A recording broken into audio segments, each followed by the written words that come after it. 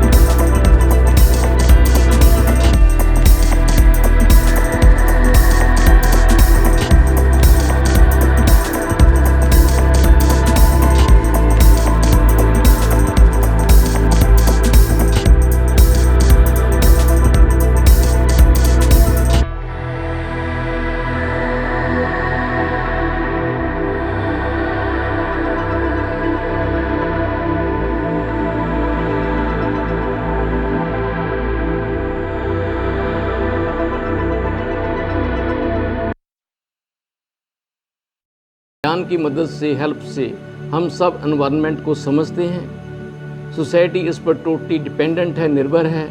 Rather इसी से society जिंदा है और साइंस और सोसाइटी मिलकर सस्टेनेबिलिटी अचीव करने के लिए कार्य करते हैं। इस तरह इस ब्रॉडकास्ट की मदद से हमारी आने वाली जनरेशन्स के इंटरेस्ट को वॉच करते हुए एक सस्टेनेबल एनवायरनमेंट, एक सस्टेनेबल फ्यूचर हासिल करने के लिए हमारी एक छोटी सी कोशिश है। कृपया इस कोशिश में आप भी भागीदार बने। By the way, what is environment? Environment है क्या? वातावरण क्या है?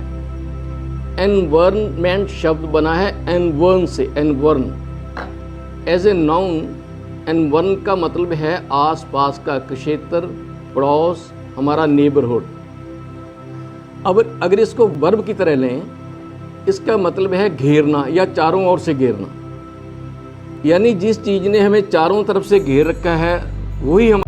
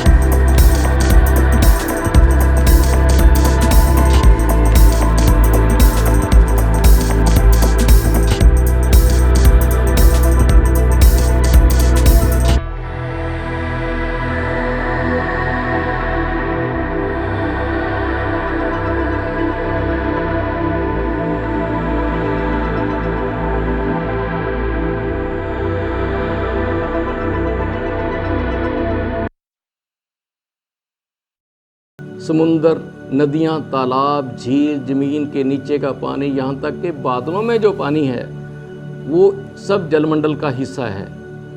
पानी हमारे जीवन का बहुमूल्य पार्ट है। पानी ना हो तो जीवन ही ना हो।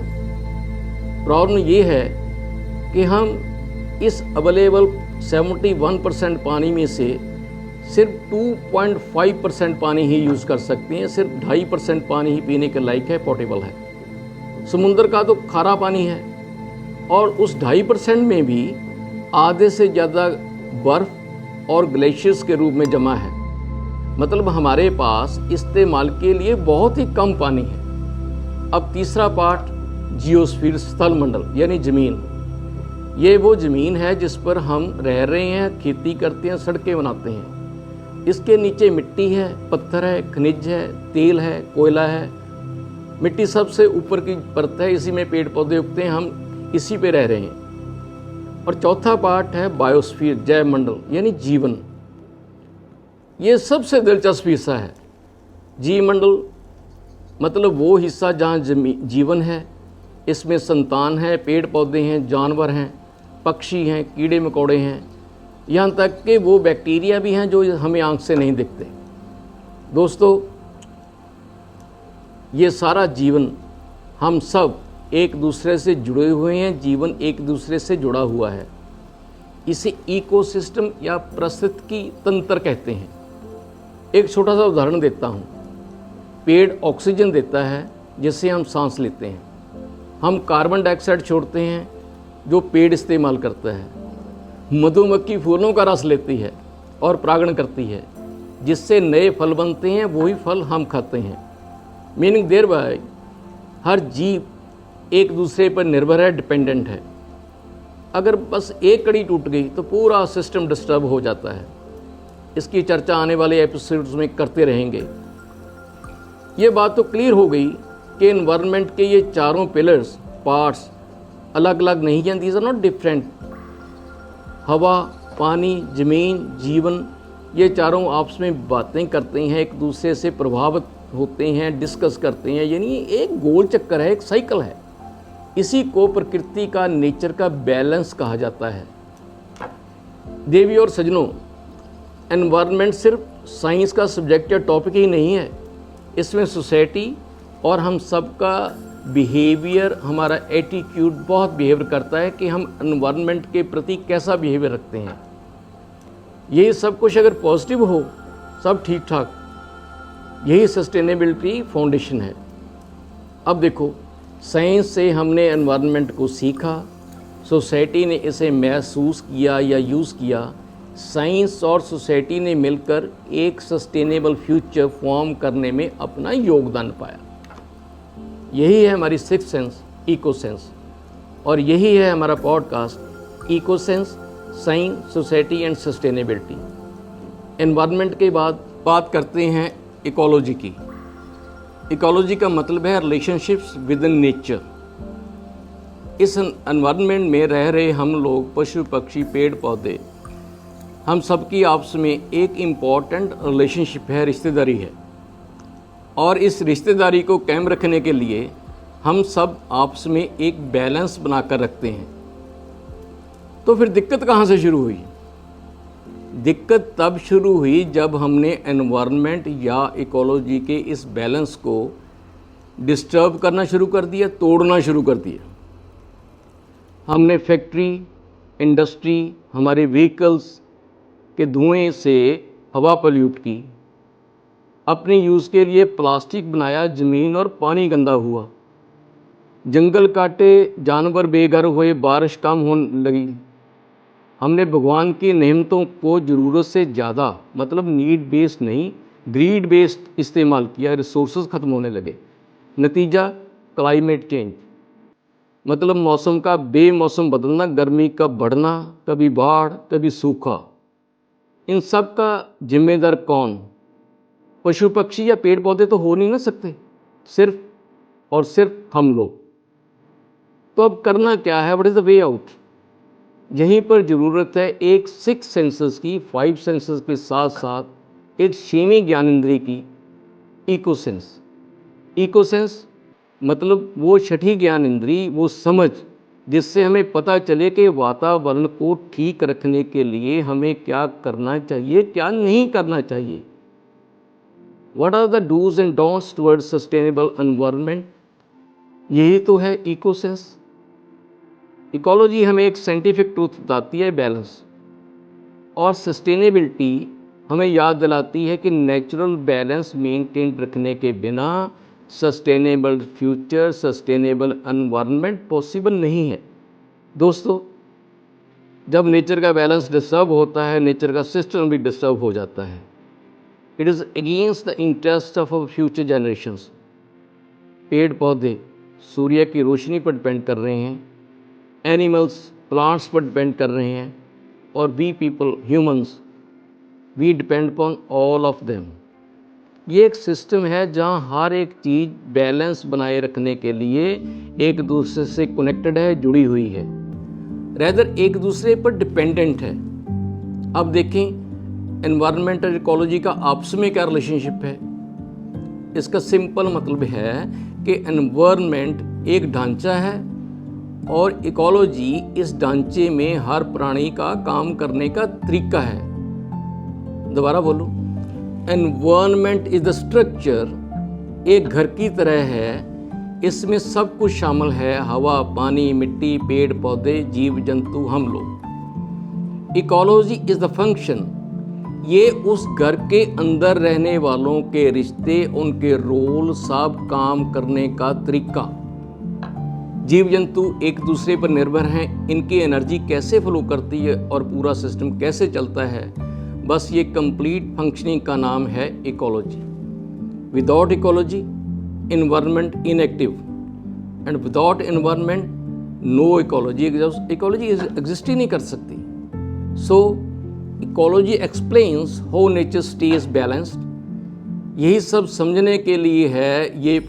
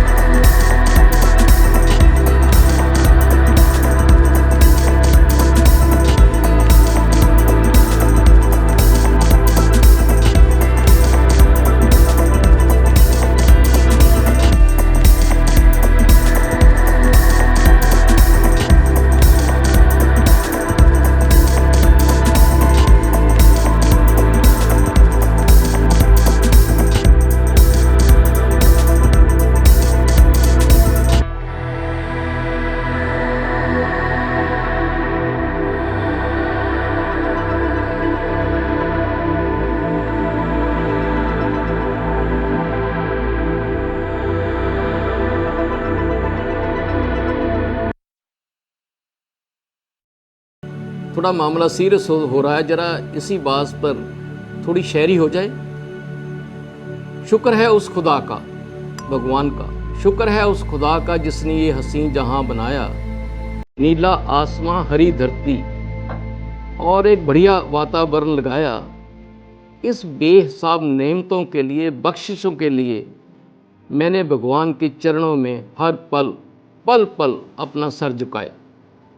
दोस्तों, 5 सेंसेस, 5 ज्ञान इंद्रियाँ हमें दुनिया दिखाती हैं और उसे समझाने की कोशिश करती हैं, लेकिन 6 सेंस, इको सेंस, इससे हम उस सच्चाई को समझते हैं। अगर आपको लगता है ये बात सिर्फ सुनने के लिए समझने की है, तो इस मैसेज को अपने दोस्तों के साथ शेयर जरूर करें, वीडियो को लाइक करें और इस चैनल को सब्सक्राइब करें। नेक्स्ट फ्राइडे, नेक्स्ट एपिसोड में हम बात करेंगे एटमॉस्फेयर की, जिसे हम हर पल जीते हैं। तब तक अपना और अपने परिवार का ख्याल रखिए और अपने एनवायरनमेंट का भी। God bless you with a beautiful sense, eco sense. Thank you very much.